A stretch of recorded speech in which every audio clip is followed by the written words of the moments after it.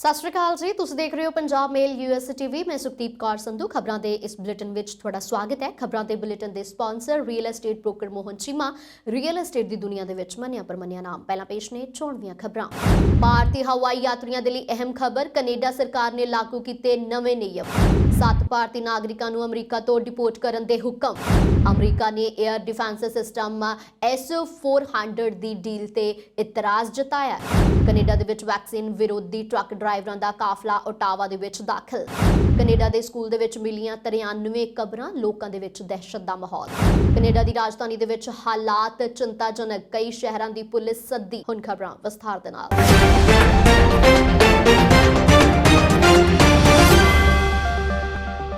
Canadian ਸਰਕਾਰ ਨੇ ਭਾਰਤ ਅਤੇ ਮੋਰੋਕੋ ਦੇ ਨਾਲ ਸੰਬੰਧਿਤ ਯਾਤਰਾ ਨਿਯਮਾਂ ਦੇ ਵਿੱਚ ਕੁਝ ਤਬਦੀਲੀਆਂ ਕਰ ਦਿੱਤੀਆਂ ਨੇ। ਭਾਰਤ ਅਤੇ ਮੋਰੋਕੋ ਦੇ ਨਾਲ ਸੰਬੰਧਿਤ ਸਿੱਧੀਆਂ ਅਤੇ ਕਨੈਕਟਡ ਉਡਾਣਾਂ ਰਾਹੀਂ ਸਫ਼ਰ ਕਰਦੇ ਯਾਤਰੀਆਂ ਦੇ ਲਈ ਅੱਜ ਤੋਂ ਨਿਯਮਾਂ ਦੇ ਵਿੱਚ ਤਬਦੀਲੀਆਂ ਹੋਈਆਂ ਨੇ।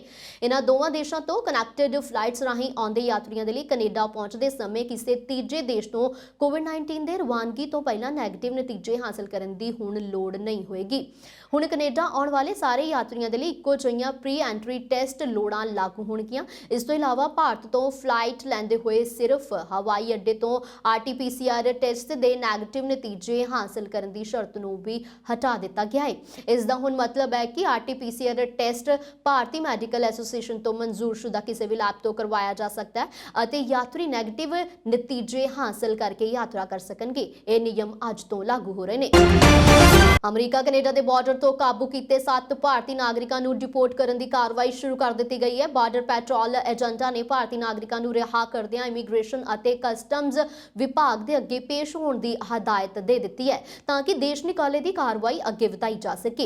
ਇਹ 7 ਭਾਰਤੀ ਨਾਗਰਿਕ ਉਸ ਪਰਿਵਾਰ ਦੇ ਨਾਲ ਸੰਬੰਧਿਤ ਨੇ ਜੋ -35 ਡਿਗਰੀ ਦੀ ਠੰਡ ਦੇ ਵਿੱਚ ਬਾਰਡਰ ਪਾਰ ਕਰਨ ਤੋਂ ਪਹਿਲਾਂ ਕੈਨੇਡਾ ਵਾਲੇ ਪਾਸੇ ਦਮ ਤੋੜ ਗਏ।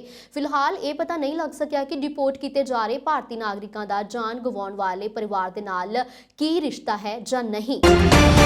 ਅਮਰੀਕਾ ਨੇ 에ਅਰ ਡਿਫੈਂਸ ਸਿਸਟਮ S-400 ਦੀ ਡੀਲ ਤੇ ਇਤਰਾਜ਼ ਜਤਾਇਆ ਹੈ। ਅਮਰੀਕਾ ਨੇ ਕਿਹਾ ਹੈ ਕਿ ਭਾਰਤ ਨੂੰ S-400 에ਅਰ ਸਿਕਿਉਰਿਟੀ ਮਿਜ਼ਾਈਲ ਪ੍ਰਣਾਲੀ ਦੀ ਵਿਕਰੀ ਰੂਸ ਦੀ ਅਸਥਿਰ ਕਰਨ ਦੀ ਭੂਮਿਕਾ ਨੂੰ ਦਰਸਾਉਂਦੀ ਹੈ ਜੋ ਉਹ ਖੇਤਰ ਤੇ ਮੁਮਕਿਨ ਹੈ ਕਿ ਉਸ ਤੋਂ ਬਾਹਰ ਵੀ ਨਿਭਾ ਰਹੇ ਨੇ।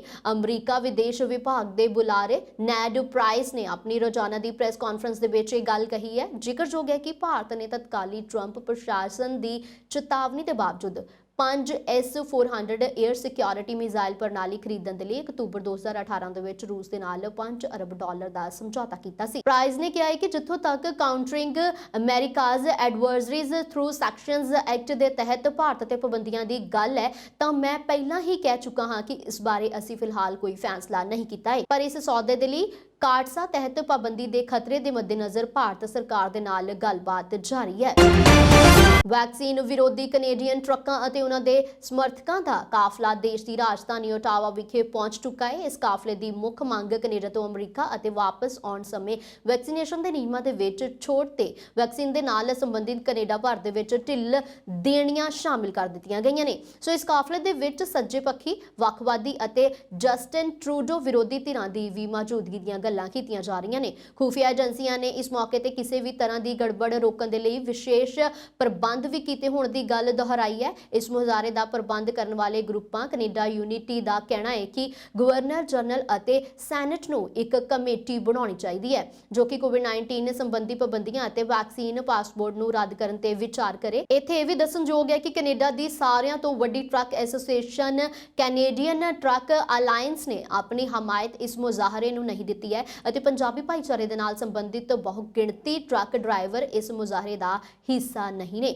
ਪਿਛਲੇ ਦਿਨੀ ਕੈਨੇਡਾ ਤੇ ਅਮਰੀਕਾ ਦੀਆਂ ਸਰਕਾਰਾਂ ਨੇ ਬਾਰਡਰ ਪਾਰ ਕਰਨ ਵਾਲੇ ਟਰੱਕ ਡਰਾਈਵਰਾਂ ਦੇ ਲਈ ਕੋਰੋਨਾ ਵੈਕਸੀਨ ਸੰਬੰਧੀ ਸ਼ਰਤਾਂ ਵਾਲਾ ਮੈਂਡੇਟ ਲਾਗੂ ਕਰ ਦਿੱਤਾ ਸੀ। ਕੈਨੇਡਾ ਦੇ ਬ੍ਰਿਟਿਸ਼ ਕੋਲੰਬੀਆ ਸੂਬੇ ਦੀ ਵਿਲੀਅਮਜ਼ ਝੀਲ ਦੇ ਆਦੀਵਾਸੀ ਲੋਕਾਂ ਨੇ 25 ਜਨਵਰੀ ਨੂੰ ਸਥਾਨਕ ਸਮੇਂ ਅਨੁਸਾਰ ਘੋਸ਼ਣਾ ਕੀਤੀ ਹੈ ਕਿ ਉਹਨਾਂ ਨੂੰ ਇੱਕ ਬੋਰਡਿੰਗ ਸਕੂਲ ਸਾਈਟ ਤੇ ਤਕਨੀਕੀ ਸਾਧਨਾਂ ਜਿਵੇਂ ਕਿ ਰਾਡਾਰ ਆਦਿ ਦੀ ਵਰਤੋਂ ਕਰਦੇ ਹੋਏ 93 ਹੋਰ ਕਬਰਾਂ ਮਿਲੀਆਂ ਨੇ। ਮੂਲ ਵਾਸੀਆਂ ਦੀ ਸੰਸਥਾ ਵਿਲੀਅਮਜ਼ ਲੇਕ ਫਸਟ ਨੇਸ਼ਨ ਦੇ ਵੱਲੋਂ ਜਾਰੀ ਬਿਆਨ ਦੇ ਮੁਤਾਬਿਕ ਇਹਨਾਂ ਕਬਰਾਂ ਦੇ ਵਿੱਚ ਮਨੁੱਖੀ ਅਵਸ਼ੇਸ਼ ਹੋਣ ਦੀ ਸੰਭਾਵਨਾ ਹੈ। ਵਿਲੀਅਮਜ਼ ਲੇਕ ਦੇ ਪਹਿਲੇ ਨਸਲੀ ਮੁਖੀ ਵਿਲੀ ਸੇਲਜ਼ ਨੇ ਨਿਊ ਨਿਊਜ਼ ਬਰੀਫਿੰਗ ਨੂੰ ਦੱਸਿਆ ਹੈ ਕਿ ਸੈਂਟ ਪੀਟਰਸ ਵੱਲੋਂ ਬੱਚਿਆਂ ਨੂੰ ਛੱਡਣ ਅਤੇ ਬਦਸਲੂਕੀ ਦੀਆਂ ਅਕਸਰ ਘਟਨਾਵਾਂ ਹੁੰਦੀਆਂ ਰਹੀਆਂ ਨੇ। ਇੱਥੋਂ ਤੱਕ ਕਿ ਕੁਝ ਲੋਕਾਂ ਦੇ ਅਨੁਸਾਰ ਇੱਥੇ ਕੁਝ ਬੱਚੇ ਮਰ ਚੁੱਕੇ ਨੇ ਜਾਂ ਗਾਇਬ ਹੋ ਗਏ ਨੇ, ਪਰ ਇਹਨਾਂ ਦਾਅਵਿਆਂ ਨੂੰ ਸੇਂਟ ਜੋਸਫ ਮਿਸ਼ਨ ਦੇ ਇਤਿਹਾਸ ਦੇ ਵਿੱਚ ਬੇਬੁਨਿਆਦ ਕਹਿ ਕੇ ਖਾਰਜ ਕਰ ਦਿੱਤਾ ਗਿਆ ਸੀ। ਜਾਣਕਾਰੀ ਦੇ ਮੁਤਾਬਿਕ ਹੁਣ ਤੱਕ ਸਿਰਫ ਮੁੱਢਲੀ ਜਾਂਚ ਕੀਤੀ ਗਈ ਹੈ। 93 ਕਬਰਾਂ ਵੀ ਇੱਕ ਸ਼ੁਰੂਆਤੀ ਅੰਕੜਾ ਹੈ, ਕਿਉਂਕਿ ਹੁਣ ਤੱਕ ਸਿਰਫ 14 ਹੈੱਡਕੁਆਟਰ ਰਕਬੇ ਦੀ ਹੀ ਜਾਂਚ ਹੋਈ ਹੈ, ਪਰ ਇਸ ਬੋਰਡਿੰਗ ਸਕੂਲ ਦਾ ਕੁੱਲ ਰਕਬਾ 470 ਹੈਕਟੇਅਰ ਹੈ। ਸੋ ਇਹ ਰੈਜ਼ੀਡੈਂਸ਼ੀਅਲ ਸਕੂਲ 1867 ਦੇ ਵਿੱਚ ਸਥਾਪਿਤ ਕੀਤਾ ਗਿਆ ਸੀ ਅਤੇ 1969 ਤੱਕ ਰੋਮਨ ਕੈਥੋਲਿਕ ਚਰਚ ਦੇ ਪ੍ਰਬੰਧਾਂ ਦੇ ਵੱਲੋਂ ਚਲਾਇਆ ਗਿਆ ਸੀ। ਦੱਸਿਆ ਜਾ ਰਿਹਾ ਹੈ ਕਿ ਇਹਨਾਂ ਕਬਰਾਂ ਦੇ ਵਿੱਚ ਬੱਚਿਆਂ ਦੇ ਪਿੰਜਰ ਹੋਣ ਦੀ ਜਾਂਚ ਚੱਲ ਰਹੀ ਹੈ। ਕੈਨੇਡਾ ਦੀ ਰਾਜਧਾਨੀ ਦੇ ਵਿੱਚ ਟਰੱਕ ਡਰਾਈਵਰਾਂ ਦੀ ਲਗਾਤਾਰ ਵੱਧਦੀ ਗਿਣਤੀ ਅਤੇ ਹਿੰਸਾ ਦੇ ਖਤਰੇ ਨੂੰ ਵੇਖਦਿਆਂ ਫੈਡਰਲ ਸਰਕਾਰ ਦੇ ਵੱਲੋਂ ਟੋਰਾਂਟੋ, ਡਰਹਮ, ਲੰਡਨ ਅਤੇ ਯਾਰਕ ਰੀਜਨ ਨੇ ਪੁਲਿਸ ਅਫਸਰਾਂ ਨੂੰ ਤੈਨਾਤ ਕੀਤਾ ਜਾ ਰਿਹਾ ਹੈ। ਸੋ ਓਟਾਵਾ ਪੁਲਿਸ ਦੀ ਮਦਦ ਦੇ ਲਈ ਓਨਟਾਰੀਓ ਪ੍ਰੋਵਿਜ਼ਨਲ ਪੁਲਿਸ ਦੇ ਮੁਲਾਜ਼ਮ ਵੱਖਰੇ ਤੌਰ ਤੇ ਪੁੱਜ ਰਹੇ ਨੇ ਤੇ ਲੋਕ ਸੁਰੱਖਿਆ ਮੰਤਰੀ ਮਾਰਕੋ ਮੈਂਡੀਚੀਨੋ ਨੇ ਸਾਫ਼ ਲਫ਼ਜ਼ਾਂ ਦੇ ਵਿੱਚ ਆਖ ਦਿੱਤਾ ਹੈ ਕਿ ਬੋਲਣ ਦੀ ਆਜ਼ਾਦੀ ਦੇ ਨਾਂ ਤੇ ਭੜਕਾਊ ਭਾਸ਼ਣ ਨਹੀਂ ਦਿੱਤੇ ਜਾ ਸਕਦੇ। ਸੋ ਦੂਜੇ ਪਾਸੇ ਵਿਖਾਵਾਕਾਰੀਆਂ ਨੇ ਕਹਿਣਾ ਸ਼ੁਰੂ ਕਰ ਦਿੱਤਾ ਹੈ ਕਿ ਵੈਕਸੀਨੇਸ਼ਨ ਦੀ ਸ਼ਰਤ ਹਟਾਏ ਜਾਣ ਤੱਕ ਅੰਦੋਲਨ ਖਤਮ ਨਹੀਂ ਹੋਏਗਾ। ਆਜ਼ਾਦੀ ਰੈਲੀ ਦੇ ਆਗੂ ਡੇਵ ਸਟੀਨਬਰਗ ਦੇ ਵੱਲੋਂ ਕੱਟੜ ਵਿਚਾਰਧਾਰਾ ਵਾਲੀ ਇੱਕ ਜਥੇਬੰਦੀ ਦਾ ਸਿੰਬਲ ਸਾਂਝਾ ਕੀਤੇ ਜਾਣ ਮਗਰੋਂ ਕੈਨੇਡਾ ਸਰਕਾਰ ਦੀਆਂ ਚਿੰਤਾਵਾਂ ਵੱਧ ਗਈਆਂ ਨੇ, ਕਿਉਂਕਿ ਇਸ ਤੋਂ ਪਹਿਲਾਂ ਡੇਵ ਸਟੀਨਬਰਗ ਦੇ ਵੱਲੋਂ ਵਿਖਾਵਾਕਾਰੀਆਂ ਨੂੰ ਸ਼ਾਂਤਮਈ ਅੰਦੋਲਨ ਕਰਨ ਦਾ ਸੱਦਾ ਦਿੱਤਾ ਜਾ ਰਿਹਾ ਸੀ। ਡੇਵ ਸਟੀਨਬਰਗ ਦੇ ਇੱਕ ਟਿਕਟੌਕ ਪੇਜ ਤੇ ਨਜ਼ਰ ਆ ਰਹੀਆਂ ਵੀਡੀਓਜ਼ ਦੇ ਵਿੱਚ ਕੋਰੋਨਾ ਵੈਕਸੀਨ ਨੂੰ ਇੱਕ ਸਾਜ਼ਿਸ਼ ਦੱਸਿਆ ਜਾ ਰਿਹਾ ਹੈ। ਉਧਰ ਲੋਕ ਸੁਰੱਖਿਆ ਮੰਤਰੀ ਮਾਰਕੋ ਮੈਂਡੀਚੀਨੋ ਨੇ CBC ਦੇ ਇੱਕ ਪ੍ਰੋਗਰਾਮ ਦੇ ਦੌਰਾਨ ਕਿਹਾ ਹੈ ਕਿ ਫ੍ਰੀडम ਰੈਲੀ ਦੇ ਆਗੂ ਕੁਝ ਜ਼ਿਆਦਾ ਹੀ ਬੋਲ ਰਹੇ ਨੇ, ਜੋ ਟਰੱਕ ਡਰਾਈਵਰਾਂ ਦੇ ਨਾਲ ਬਿਲਕੁਲ ਵੀ ਸੰਬੰਧਿਤ ਨਹੀਂ ਹੈ। ਫਲੋਰੀਡਾ ਤੱਟ ਤੇ 39 ਲੋਕਾਂ ਨੂੰ ਲੈ ਕੇ ਜਾਰੀ ਕਿਸ਼ਤੀ ਦੇ ਪਲਟਣ ਤੋਂ ਕੁਝ ਦਿਨ ਬਾਅਦ 4 ਹੋਰ ਲਾਸ਼ਾਂ ਬਰਾਮਦ ਹੋ ਗਈਆਂ ਨੇ। ਦੱਸ ਦਈਏ ਕਿ ਇਸ ਤੋਂ ਪਹਿਲਾਂ ਬੁੱਧਵਾਰ ਨੂੰ ਇੱਕ ਲਾਸ਼ ਬਰਾਮਦ ਕੀਤੀ ਗਈ ਸੀ। ਇਹ ਜਾਣਕਾਰੀ US ਕੋਸਟ ਗਾਰਡ ਨੇ ਦਿੱਤੀ ਹੈ। ਮੰਨਿਆ ਜਾ ਰਿਹਾ ਹੈ ਕਿ ਕਿਸ਼ਤੀ ਮਨੁੱਖੀ ਤਸਕਰੀ ਦੇ ਲਈ ਵਰਤੀ ਜਾਂਦੀ ਸੀ। ਕੋਸਟ ਗਾਰਡ ਦੇ ਕੈਪਟਨ ਜੋਐਨ ਬਾਰਡੀਅਨ ਨੇ ਇੱਕ ਨਿਊਜ਼ ਕਾਨਫਰੰਸ ਦੇ ਦੌਰਾਨ ਦੱਸਿਆ ਹੈ ਕਿ ਅਧਿਕਾਰੀਆਂ ਨੂੰ ਹੁਣ ਤੱਕ ਕੁੱਲ 5 ਲਾਸ਼ਾਂ ਮਿਲੀਆਂ ਨੇ ਅਤੇ 34 ਲੋਕ ਹਜੇ ਵੀ ਲਾਪਤਾ ਨੇ। ਬੀਤੇ ਮੰਗਲਵਾਰ ਨੂੰ ਕੋਸਟ ਗਾਰਡ ਨੇ ਟਵਿੱਟਰ ਤੇ ਦੱਸਿਆ ਸੀ ਕਿ ਫੋਰਟ ਪਿਅਰਸ ਤੋਂ 72 ਕਿਲੋਮੀਟਰ ਦੂਰ ਕਿਸ਼ਤੀ ਨੇੜਿਓਂ ਇੱਕ ਵਿਅਕਤੀ ਨੂੰ ਬਚਾਇਆ ਗਿਆ ਹੈ। ਵਿਅਕਤੀ ਨੇ ਦੱਸਿਆ ਹੈ ਕਿ ਉਹ 40 ਲੋਕਾਂ ਦੇ ਇੱਕ ਸਮੂਹ ਦੇ ਨਾਲ ਸੀ ਜੋ ਸ਼ਨੀਵਾਰ ਰਾਤ ਬਹਾਮਾਸ ਦੇ ਬਿਮਿਨੀ ਟਾਪੂ ਤੋਂ ਰਵਾਨਾ ਹੋਏ ਸਨ। ਉਹਨਾਂ ਨੇ ਦੱਸਿਆ ਹੈ ਕਿ ਖਰਾਬ ਮੌਸਮ ਦੇ ਕਾਰਨ ਕਿਸ਼ਤੀ ਪਲਟ ਗਈ ਅਤੇ ਕਿਸੇ ਨੇ ਵੀ ਲਾਈਫ ਜੈਕਟ ਨਹੀਂ ਪਾਈ ਹੋਈ ਸੀ। ਅਮਰੀਕੀ ਕੋਸਟ ਗਾਰਡ ਇਸ ਨੂੰ ਮਨੁੱਖੀ ਤਸਕਰੀ ਦਾ ਸ਼ੱਕੀ ਮਾਮਲਾ ਦੱਸ ਰਹੇ ਨੇ। ਬੀਤੇ ਦਿਨੀ ਕੈਨੇਡਾ ਦੀ ਪੀਲ ਰੀਜਨਲ ਪੁਲਿਸ ਦੇ ਵੱਲੋਂ 6 ਮਹੀਨੇ ਦੇ ਕਰੀਬ ਚੱਲੇ ਪ੍ਰੋਜੈਕਟ ਹਾਈਫਾਈ ਤਹਿਤ ਕੀਤੀ ਗਈ ਕਾਰਵਾਈ ਦੇ ਵਿੱਚ ਗ੍ਰੇਟਰ ਟੋਰਾਂਟੋ ਦੇ ਖੇਤਰ ਦੇ ਵਿੱਚ 24 ਲੋਕਾਂ ਨੂੰ ਕਾਰ ਚੋਰੀਆਂ ਦੇ ਮਾਮਲੇ ਦੇ ਵਿੱਚ ਗ੍ਰਿਫਤਾਰ ਕੀਤੇ ਗਏ ਨੇ ਅਤੇ ਜਿਨ੍ਹਾਂ ਤੇ ਕੁੱਲ 321 ਦੋਸ਼ ਲਾਏ ਗਏ ਨੇ। ਕੈਨੇਡਾ ਦੀ ਪੀਲ ਪੁਲਿਸ ਦੇ ਵੱਲੋਂ ਇਹਨਾਂ ਕੋਲੋਂ ਚੋਰੀ ਦੀਆਂ 217 ਗੱਡੀਆਂ ਬਰਾਮਦ ਕੀਤੀਆਂ ਗਈਆਂ। ਪੁਲਿਸ ਦੇ ਮੁਤਾਬਿਕ ਬਰਾਮਦ ਹੋਈਆਂ ਗੱਡੀਆਂ ਦਾ ਮੁੱਲ $11.1 ਮਿਲੀਅਨ ਦੇ ਕਰੀਬ ਬਣਦਾ ਹੈ। ਇਸ ਤੋਂ ਇਲਾਵਾ $1 ਲੱਖ ਕੈਸ਼ ਦੀ ਵੀ ਬਰਾਮਦੀ ਹੋਈ ਹੈ। ਸੋ ਇਹ ਸਾਰੀਆਂ ਗ੍ਰਿਫਤਾਰੀਆਂ ਪੀਲ, ਹਾਲਟਨ ਅਤੇ ਯਾਰਕ ਰੀਜਨ ਦੇ ਇਲਾਕੇ ਤੇ ਹੋਈਆਂ ਨੇ। ਇਸ ਦੇ ਨਾਲ ਡਰੱਗ ਅਤੇ ਜਾਲੀ ਕਾਗਜ਼ਾਤ ਵੀ ਬਰਾਮਦ ਕੀਤੇ ਗਏ ਨੇ। ਇਹ ਪੀਲ ਪੁਲਿਸ ਦੀ ਕਾਰ ਚੋਰੀਆਂ ਦੇ ਮਾਮਲਿਆਂ ਨੂੰ ਠੱਲ ਪਾਉਣ ਦੇ ਲਈ ਇਸ ਵੇਲੇ ਦੀ ਸਭ ਤੋਂ ਵੱਡੀ ਕਾਰਵਾਈ ਹੈ। ਪਿਟਸਬਰਗ ਦੇ ਵਿੱਚ ਬਰਫ਼ ਦੇ ਨਾਲ ਢੱਕਿਆ ਇੱਕ ਪੁਲ ਅਚਾਨਕ ਢਹਿ-ਢੇਰੀ ਹੋ ਗਿਆ ਅਤੇ ਉਸ ਦੇ ਉੱਪਰੋਂ ਲੰਘ ਰਹੇ ਵਾਹਨ ਹੇਠਾਂ ਡਿੱਗ ਗਏ, ਜਿਨ੍ਹਾਂ ਦੇ ਵਿੱਚ ਸਵਾਰ 10 ਵਿਅਕਤੀ ਜ਼ਖਮੀ ਹੋ ਗਏ ਨੇ, ਜਿਨ੍ਹਾਂ ਦੇ ਵਿੱਚੋਂ 3 ਜਣਿਆਂ ਨੂੰ ਹਸਪਤਾਲ ਦੇ ਵਿੱਚ ਦਾਖਲ ਕਰਵਾਉਣਾ ਪਿਆ। ਪਿਟਸਬਰਗ ਦੇ ਅੱਗ ਬੁਝਾਊ ਵਿਭਾਗ ਦੇ ਮੁਖੀ ਡੈਰਿਲ ਜੌਨਸ ਨੇ ਇਹ ਜਾਣਕਾਰੀ ਦਿੰਦਿਆਂ ਦੱਸਿਆ ਹੈ ਕਿ ਹਸਪਤਾਲ ਦਾਖਲ ਕਰਵਾਏ ਲੋਕਾਂ ਦੀ ਹਾਲਤ ਖਤਰੇ ਤੋਂ ਬਾਹਰ ਹੈ। ਉਹਨਾਂ ਨੇ ਦੱਸਿਆ ਹੈ ਕਿ ਜਦੋਂ ਪੁਲ ਡਿੱਗਾ ਹੈ ਉਸ ਸਮੇਂ ਉਸ ਦੇ ਉੱਪਰੋਂ 5 ਵਾਹਨਾਂ ਤੇ ਇੱਕ ਬੱਸ ਲੰਘ ਰਹੀ ਸੀ ਅਤੇ ਅਚਾਨਕ ਪੁਲ ਦਾ ਇੱਕ ਹਿੱਸਾ ਟੁੱਟ ਕੇ ਹੇਠਾਂ ਡਿੱਗ ਗਿਆ। ਜੌਨਸ ਦੇ ਅਨੁਸਾਰ ਕੁਝ ਸਾਲ ਪਹਿਲਾਂ ਇਸ ਪੁਲ ਦੀ ਜਾਂਚ ਹੋਈ ਸੀ ਤੇ ਇਹ ਪਾਇਆ ਗਿਆ ਕਿ ਇਸ ਦੀ ਹਾਲਤ ਮਾੜੀ ਹੈ। ਇਸ ਦੀ ਤੁਰੰਤ ਮੁਰੰਮਤ ਕਰਨ ਦੀ ਲੋੜ ਹੈ, ਪਰੰਤੂ ਇਹ ਮੁਰੰਮਤ ਨਹੀਂ ਕੀਤੀ ਗਈ। ਪੁਲ ਡਿੱਗਣ ਦੇ ਨਾਲ ਕੁਝ ਵਾਹਨ ਵੀ ਹੇਠਾਂ ਡਿੱਗ ਗਏ, ਜਿਨ੍ਹਾਂ ਨੂੰ ਕ੍ਰੇਨ ਦੀ ਮਦਦ ਦੇ ਨਾਲ ਚੁੱਕਣ ਦੀਆਂ ਕੋਸ਼ਿਸ਼ਾਂ ਕੀਤੀਆਂ ਗਈਆਂ। ਸੋ ਪੁਲ ਦਾ ਮਲਬਾ 150 ਫੁੱਟ ਦੇ ਕਰੀਬ ਹੇਠਾਂ ਖੱਡ ਦੇ ਵਿੱਚ ਜਾ ਡਿੱਗਾ, ਜਿੱਥੇ ਪਹੁੰਚਣ ਦੇ ਲਈ ਰਾਹਤ ਕਰਮਚਾਰੀਆਂ ਦੇ ਵੱਲੋਂ ਰੱਸਿਆਂ ਦੀ ਵਰਤੋਂ ਕੀਤੀ ਗਈ।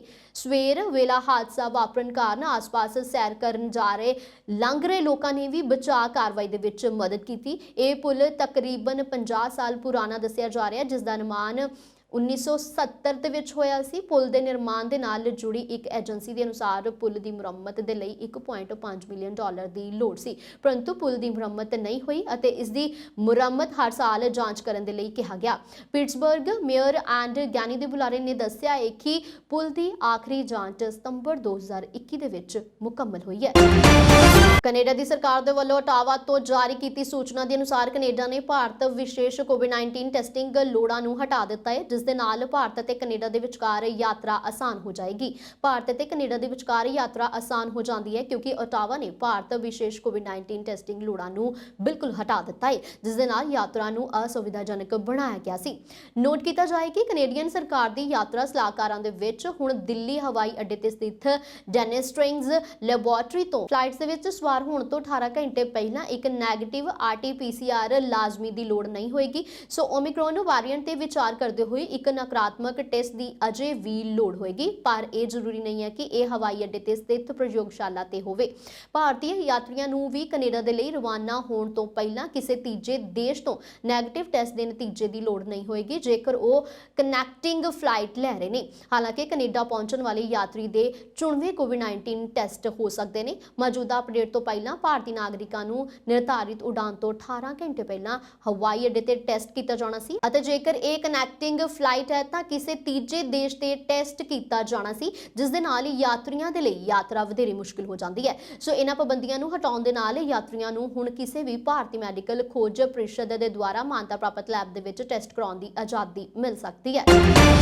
ਨਿਊਯਾਰਕ ਦੀ ਗਵਰਨਰ ਕੈਥੀ ਹਟਚਲ ਨੇ ਕਿਹਾ ਹੈ ਕਿ 26 ਜਨਵਰੀ 1950 ਨੂੰ ਦੁਨੀਆ ਬਿਹਤਰੀ ਦੇ ਲਈ ਬਦਲ ਗਈ ਸੀ, ਜਦੋਂ ਭਾਰਤ ਇੱਕ ਸਮਾਵੇਸ਼ੀ ਧਰਮ ਨਿਰਪੱਖ ਅਤੇ ਬਹੁਲਵਾਦੀ ਗਣਰਾਜ ਬਣਿਆ ਸੀ। ਉਹਨਾਂ ਨੇ ਕਿਹਾ ਹੈ ਕਿ ਨਿਊਯਾਰਕ ਦੇ ਵਿੱਚ ਲਗਭਗ 4 ਲੱਖ ਭਾਰਤੀ ਅਮਰੀਕੀ ਨੇ, ਜਿਨ੍ਹਾਂ ਦਾ ਦੇਸ਼ ਦੇ ਲਈ ਯੋਗਦਾਨ ਅੱਗੇ ਵੀ ਜਾਰੀ ਰਹੇਗਾ। ਭਾਰਤ ਨੇ ਬੁੱਧਵਾਰ ਨੂੰ ਆਪਣਾ 73ਵਾਂ ਗਣਤੰਤਰ ਦਿਵਸ ਮਨਾਇਆ ਹੈ। ਗਣਤੰਤਰ ਦਿਵਸ ਦੀਆਂ ਸ਼ੁਭਕਾਮਨਾਵਾਂ ਦਿੰਦੇ ਹੋਏ ਹਟਚਲ ਨੇ ਕਿਹਾ ਹੈ ਕਿ ਵੀਡੀਓ ਦੇ ਵਿੱਚ 26 ਜਨਵਰੀ 1950 ਨੂੰ ਦੁਨੀਆ ਬਿਹਤਰੀ ਦੇ ਲਈ ਬਦਲ ਗਈ ਕਿਉਂਕਿ ਭਾਰਤ ਨੇ ਆਪਣਾ ਸੰਵਿਧਾਨ ਅਪਣਾਇਆ ਸੀ ਅਤੇ ਬ੍ਰਿਟਿਸ਼ ਸ਼ਾਸਨ ਤੋਂ ਆਜ਼ਾਦੀ ਪ੍ਰਾਪਤ ਕਰਨ ਦੇ 3 ਸਾਲ ਬਾਅਦ ਅਧਿਕਾਰਿਤ ਤੌਰ ਤੇ ਇੱਕ ਸਮਾਵੇਸ਼ੀ ਧਰਮ ਨਿਰਪੱਖ ਅਤੇ ਬਹੁਲਵਾਦੀ ਗਣਰਾਜ ਬਣ ਗਿਆ ਸੀ। ਹਟਚਲ ਨੇ ਇਹ ਵੀ ਕਿਹਾ ਹੈ ਕਿ ਇਹ ਨਾ ਸਿਰਫ ਉਸ ਦਿਨ ਦੀ ਇਤਿਹਾਸਿਕ ਪ੍ਰਾਪਤੀ ਦਰਸਾਉਣ ਦਾ ਸਮਾਂ ਹੈ, ਸਗੋਂ ਉਹਨਾਂ ਯੋਗਦਾਨਾਂ ਨੂੰ ਉਜਾਗਰ ਕਰਨ ਦਾ ਵੀ ਸਮਾਂ ਹੈ ਜੋ ਭਾਰਤੀ ਭਾਈਚਾਰੇ ਨੇ ਹਰ ਦਿਨ ਦੁਨੀਆ ਭਰ ਦੇ ਵਿੱਚ ਦਿੱਤਾ ਹੈ। ਉਹਨਾਂ ਨੇ ਵੀ ਕਿਹਾ ਹੈ ਕਿ ਭਾਰਤ ਦੁਨੀਆ ਦਾ ਸਭ ਤੋਂ ਵੱਡਾ ਲੋਕਤੰਤਰ ਹੈ ਜੋ ਆਜ਼ਾਦੀ, ਸਮਾਵੇਸ਼ੀ, ਸਮਾਨਤਾ ਅਤੇ ਖੁਸ਼ਹਾਲੀ ਨਾਲ ਜੁੜੇ ਮੁੱਲਾਂ ਤੇ ਬਣਿਆ ਹੈ। ਇਹ ਸਾਂਝੇ ਆਦਰਸ਼ ਨੇ ਅਤੇ ਅਸੀਂ ਮਿਲ ਕੇ ਇਹਨਾਂ ਨੂੰ ਅੱਗੇ ਵਧਾਉਂਦੇ ਰਹਾਂਗੇ। ਉਹਨਾਂ ਨੇ ਕਿਹਾ ਹੈ ਕਿ ਨਿਊਯਾਰਕ ਨੂੰ ਲਗਭਗ 4 ਲੱਖ ਭਾਰਤੀ ਅਮਰੀਕੀਆਂ ਦਾ ਘਰ ਹੋਣ ਤੇ ਮਾਣ ਹੈ, ਜਿਨ੍ਹਾਂ ਨੇ ਸਾਡੇ ਮਹਾਨ ਰਾਜ ਦੇ ਲਈ ਬਹੁਤ ਯੋਗਦਾਨ ਪਾਇਆ ਤੇ ਮੈਨੂੰ ਪਤਾ ਹੈ ਕਿ ਰਾਜ ਦੇ ਲਈ ਇਹ ਯੋਗਦਾਨ ਅੱਗੇ ਵੀ ਜਾਰੀ ਰਹੇਗਾ। ਸ਼੍ਰੋਮਣੀ ਗੁਰਦੁਆਰਾ ਪ੍ਰਬੰਧਕ ਕਮੇਟੀ ਦੇ ਵੱਲੋਂ ਆਪਣੇ ਕਾਲਜਾਂ ਦੇ ਵਿੱਚ ਨਵੇਂ ਰੁਜ਼ਗਾਰ ਮੁਖੀ ਕੋਰਸ ਸ਼ੁਰੂ ਕਰਨ ਦੇ ਲਈ ਅਮਰੀਕੀ ਸੰਸਥਾ ਦੇ ਨਾਲ ਸਮਝੌਤਾ ਕੀਤਾ ਜਾ ਰਿਹਾ ਹੈ। ਇਸ ਦੇ ਮੁੱਢਲੇ ਦੌਰ ਦੇ ਵਿੱਚ ਸ਼੍ਰੋਮਣੀ ਕਮੇਟੀ ਦੇ ਪ੍ਰਧਾਨ ਐਡਵੋਕੇਟ ਹਰਜਿੰਦਰ ਸਿੰਘ ਧਾਮੀ ਦੇ ਵੱਲੋਂ bows innovation and technology California ਦੇ ਅਧਿਕਾਰੀਆਂ ਦੇ ਨਾਲ ਇੱਕ ਵਰਚੁਅਲ ਮੀਟਿੰਗ ਕੀਤੀ ਗਈ ਹੈ। ਇਸ ਸੰਬੰਧੀ ਸ਼੍ਰੋਮਣੀ ਕਮੇਟੀ ਦੇ ਪ੍ਰਧਾਨ ਐਡਵੋਕੇਟ ਹਰਜਿੰਦਰ ਸਿੰਘ ਧਾਮੀ ਨੇ ਦੱਸਿਆ ਹੈ ਕਿ ਸ਼੍ਰੋਮਣੀ ਕਮੇਟੀ ਦੇ ਯਤਨ ਆਪਣੇ ਕਾਲਜਾਂ ਦੇ ਵਿੱਚ ਨਵੇਂ ਕੋਰਸ ਲਿਆ ਕੇ ਨੌਜਵਾਨੀ ਨੂੰ ਰੁਜ਼ਗਾਰ ਦੇ ਨਾਲ ਜੋੜਨਾ ਹੈ। ਉਹਨਾਂ ਨੇ ਵੀ ਦੱਸਿਆ ਹੈ ਕਿ ਇਸੇ ਦੇ ਤਹਿਤ ਅੱਜ bows innovation and technology California ਦੇ ਨਾਲ ਗੱਲਬਾਤ ਕੀਤੀ ਗਈ ਹੈ। ਉਹਨਾਂ ਨੇ ਦੱਸਿਆ ਹੈ ਕਿ ਨਵੇਂ ਕੋਰਸ ਬੋਜ਼ innovation and applied software engineering programme ਦੇ ਵਿੱਚ BSc BCA ਅਤੇ BTech ਦੇ ਵਿਦਿਆਰਥੀ ਅਪਲਾਈ ਕਰ ਸਕਦੇ ਨੇ। ਇਸ ਦੇ ਲਈ ਪਹਿਲਾਂ ਰਜਿਸਟ੍ਰੇਸ਼ਨ ਹੋਏਗੀ ਅਤੇ ਫਿਰ ਟੈਸਟ ਲੈ ਕੇ ਦਾਖਲਾ ਹੋਏਗਾ। ਪਹਿਲਾਂ 3 ਮਹੀਨੇ ਦਾ ਕੋਰਸ ਹੋਏਗਾ, ਇਸ ਦੇ ਵਿੱਚੋਂ ਪਾਸ ਹੋਣ ਵਾਲਿਆਂ ਦਾ ਫਿਰ 9 ਮਹੀਨੇ ਦਾ ਕੋਰਸ ਹੋਏਗਾ। ਇਹ ਕੋਰਸ ਵਿਦਿਆਰਥੀਆਂ ਦੀ ਪੜ੍ਹਾਈ ਦੇ ਨਾਲ-ਨਾਲ ਚੱਲੇਗਾ। ਇਹ ਕੋਰਸ ਦੇ ਲਈ $500 ਮਹੀਨਾ ਫੀਸ ਹੋਏਗੀ। ਉਹਨਾਂ ਨੇ ਦੱਸਿਆ ਹੈ ਕਿ ਇਸ ਦੇ ਲਈ 4 ਕਾਲਜਾਂ ਦੀ ਚੋਣ ਕੀਤੀ ਗਈ ਹੈ, ਜਿਸ ਦੇ ਵਿੱਚ Guru Nanak engineering college Ludhiana, Mata Gujri college Fatehgarh Sahib, Guru Tegh Bahadur Khalsa college Shri Anandpur Sahib ਅਤੇ ਖਾਲਸਾ ਕਾਲਜ ਪਟਿਆਲਾ ਸ਼ਾਮਿਲ ਹੈ। ਇਸ ਦੇ ਨਾਲ ਸ਼੍ਰੀ ਗੁਰੂ ਗ੍ਰੰਥ ਸਾਹਿਬ ਯੂਨੀਵਰਸਿਟੀ ਫਤਿਹਗੜ੍ਹ ਸਾਹਿਬ ਦੇ ਵਿਦਿਆਰਥੀ ਵੀ ਦਾਖਲਾ ਲੈ ਸਕਦੇ ਨੇ। ਉਹਨਾਂ ਨੇ ਦੱਸਿਆ ਹੈ ਕਿ ਕੋਰਸ ਪੂਰਾ ਕਰਨ ਵਾਲੇ ਵਿਦਿਆਰਥੀਆਂ ਨੂੰ ਬੋਜ਼ ਇਨੋਵੇਸ਼ਨ ਐਂਡ ਟੈਕਨੋਲੋਜੀ ਵੱਲੋਂ ਰੁਜ਼ਗਾਰ ਦੇ ਕੇ ਮੁਹੱਈਆ ਕਰਵਾਏ ਜਾਣਗੇ, ਜੋ ਦੇਸ਼ ਦੇ ਨਾਲ-ਨਾਲ ਵਿਦੇਸ਼ ਅੰਦਰ ਵੀ ਹੋਣਗੇ। ਵਰਚੁਅਲੀ ਮੀਟਿੰਗ ਦੇ ਵਿੱਚ ਸ਼੍ਰੋਮਣੀ ਕਮੇਟੀ ਪ੍ਰਧਾਨ ਐਡਵੋਕੇਟ ਹਰਜਿੰਦਰ ਸਿੰਘ ਧਾਮੀ ਦੇ ਨਾਲ ਸ਼੍ਰੋਮਣੀ ਕਮੇਟੀ ਮੈਂਬਰ ਸਰਦਾਰ ਗੁਰਮੀਤ ਸਿੰਘ ਬੂ, ਸ਼੍ਰੀ ਈਸਥਰ ਵਾਲਸੀਕੀ, ਅਮਿਤ ਹੁੱਡਾ, ਸ਼੍ਰੀ ਸੁਮਨ ਅਤੇ ਜੌਨੀ ਜੇ ਕੰਗ, ਸ਼੍ਰੀ ਗੌਤਮ, ਸਰਦਾਰ ਹਰਨੇਕ ਸਿੰਘ ਲਾਲੀ, ਵਧੀਕ ਸਕੱਤਰ ਇੰਜੀਨੀਅਰ ਸੁਖਮਿੰਦਰ ਸਿੰਘ, ਮੈਨੇਜਰ ਸਰਦਾਰ ਗੁਰਪ੍ਰੀਤ ਸਿੰਘ ਰੋਡੀ ਹਾਜ਼ਰ ਸਨ। ਆਮ ਆਦਮੀ ਪਾਰਟੀ ਦੇ ਮੁੱਖ ਮੰਤਰੀ ਉਮੀਦਵਾਰ ਭਗਵੰਤ ਮਾਨ ਨੇ ਆਪਣਾ ਨਾਮਜ਼ਦਗੀ ਪੱਤਰ ਦਾਖਲ ਕਰ ਦਿੱਤਾ ਹੈ। ਆਪਣੀ ਮਾਂ ਦੇ ਨਾਲ ਐਸਡੀਐਮ ਦਫ਼ਤਰ ਪਹੁੰਚ ਕੇ ਭਗਵੰਤ ਮਾਨ ਨੇ ਵਿਧਾਨ ਸਭਾ ਹਲਕਾ ਧੂਰੀ ਤੋਂ ਆਪਣਾ ਨਾਮਜ਼ਦਗੀ ਪੱਤਰ ਦਾਖਲ ਕੀਤਾ ਹੈ। ਕਾਗਜ਼ ਦਾਖਲ ਕਰਨ ਦੇ ਉਪਰੰਤ ਪੱਤਰਕਾਰਾਂ ਦੇ ਨਾਲ ਗੱਲਬਾਤ ਕਰਦੇ ਹੋਏ ਮਾਨ ਨੇ ਕਿਹਾ ਹੈ ਕਿ ਧੂਰੀ ਦੇ ਕੋਲ ਇਸ ਵਾਰ ਇਤਿਹਾਸ ਰਚਣ ਦਾ ਮੌਕਾ ਹੈ। ਮਾਨ ਨੇ ਦਾਅਵਾ ਕੀਤਾ ਹੈ ਕਿ ਇਸ ਵਾਰ ਧੂਰੀ ਦੇ ਲੋਕ ਉਹਨਾਂ ਪੰਜਾਬ ਦੇ ਵਿੱਚ ਵੋਟਾਂ ਦੇ ਸਭ ਤੋਂ ਵੱਡੇ ਮਾਰਜਨ ਦੇ ਨਾਲ ਜਿਤਾਉਣਗੇ। ਇੱਥੇ ਵੀ ਦੱਸਣਯੋਗ ਹੈ ਕਿ ਭਗਵੰਤ ਮਾਨ ਇਸ ਤੋਂ ਪਹਿਲਾਂ ਵੀ 2 ਵਾਰ ਵਿਧਾਨ ਸਭਾ ਚੋਣਾਂ ਦੇ ਮੈਦਾਨ ਦੇ ਵਿੱਚ ਕਿਸਮਤ ਅਜ਼ਮਾ ਚੁੱਕੇ ਨੇ, ਪਰ ਉਹਨਾਂ ਨੂੰ ਜਿੱਤ ਹਾਸਲ ਨਹੀਂ ਹੋ ਸਕੀ ਹੈ। 2014 ਦੇ ਵਿੱਚ ਭਗਵੰਤ ਮਾਨ ਮਨਪ੍ਰੀਤ ਸਿੰਘ ਬਾਦਲ ਦੀ ਪਾਰਟੀ ਪੀਪੀਪੀ ਦੇ ਵੱਲੋਂ ਲਹਿਰਾ ਗਾਗਾ ਹਲਕੇ ਤੋਂ ਮੈਦਾਨ ਦੇ ਵਿੱਚ ਉਤਰੇ ਸਨ ਅਤੇ 2017 ਦੇ ਵਿੱਚ ਉਹ ਜਲਾਲਾਬਾਦ ਹਲਕੇ ਤੋਂ ਆਮ ਆਦਮੀ ਪਾਰਟੀ ਦੀ ਟਿਕਟ ਤੇ ਸੁਖਬੀਰ ਸਿੰਘ ਬਾਦਲ ਦੇ ਖਿਲਾਫ ਚੋਣ ਲੜੇ ਸਨ, ਪਰ ਉਹਨਾਂ ਨੂੰ ਦੋਵੇਂ ਪਾਸੇ ਹਾਰ ਦਾ ਸਾਹਮਣਾ ਕਰਨਾ ਪਿਆ ਸੀ। ਪਰ ਇਸ ਵਾਰ ਧੂਰੀ ਤੋਂ ਉਹਨਾਂ ਨੂੰ ਜਿੱਤ ਹਾਸਲ ਹੋਏਗੀ। ਇਹ ਉਹਨਾਂ ਨੇ ਖੁਦ ਗੱਲਬਾਤ ਜਿਹੜੀ ਹੈ ਮੀਡੀਆ ਦੇ ਨਾਲ ਕੀਤੀ ਹੈ।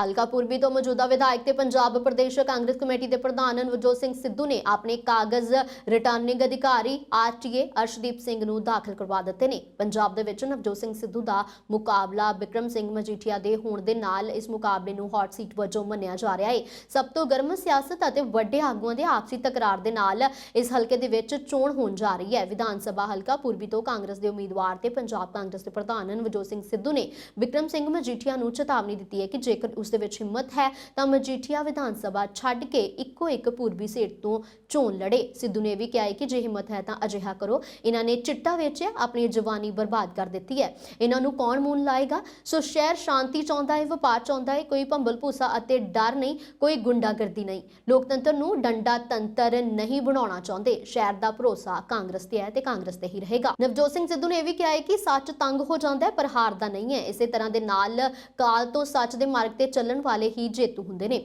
ਮੇਰਾ ਜੀਵਨ ਸੰਘਰਸ਼ ਨੂੰ ਗਹਿਣਾ ਬਣਾ ਕੇ ਸੱਚ ਦੇ ਮਾਰਗ ਨੂੰ ਅਪਣਾਉਣਾ ਹੈ, ਨੈਤਿਕਤਾ ਦੇ ਮਾਰਗ ਤੇ ਚੱਲਣਾ ਹੈ। ਇਲਜ਼ਾਮ ਤਾਂ ਬਹੁਤ ਨੇ ਪਰ ਨਵਜੋਤ ਸਿੰਘ ਸਿੱਧੂ ਦੀ ਚਾਦਰ ਚਿੱਟੀ ਹੈ।